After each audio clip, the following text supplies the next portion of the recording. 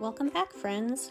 All the ingredients you see are the ingredients you're going to need. Today we are going to be making some homemade bread. And who doesn't love themselves some fresh bread? I am making a double batch of bread so I can freeze a few loaves. If you haven't seen my video, if you do this, meals will be easier. Please take the time and check it out.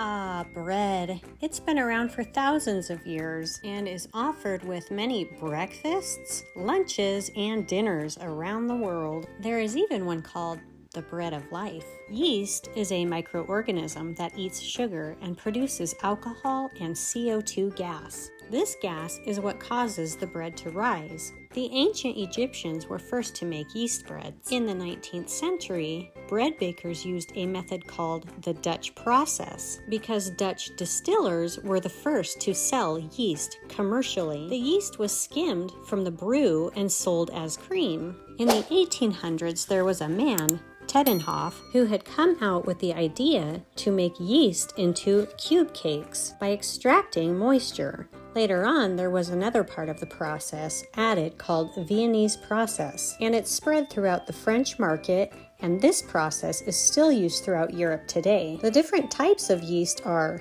cream yeast, compressed yeast, active dry yeast, instant yeast, and rapid rise yeast. Cream yeast can last 4 months in the refrigerator and 6 months in the freezer. Compressed yeast can last 2 weeks in a refrigerator and should not be frozen. Active dry yeast can last 1 year frozen and can last 10 years in the freezer. Instant yeast can last 4 months in the refrigerator or 6 months in the freezer. And lastly, rapid rise yeast usually stays good for up to about 2 years when stored properly. Active dry yeast, instant yeast, and the fresh cream yeast are all commonly used yeasts for baking. Here the dough has gone through its first rise. When it goes through its first rise, it should double in size, and it will double in size as long as there is an adequate room temperature. Now we are going to punch down our dough. Punching down your dough deflates the dough and releases the air so that you can knead it and form it into your loaves. What are you planning with your next bread dough? There are so many types of breads that use yeast in the making. Dinner rolls, focaccia bread, brioche bread, soft pretzels, sandwich bread, pizza dough, buns, naan bread, and the list goes on. Do you have a favorite bread recipe? Is it sweet or savory? Please check the description box for the bread recipe. Thanks for stopping by the tiny home, and I hope to see you again soon.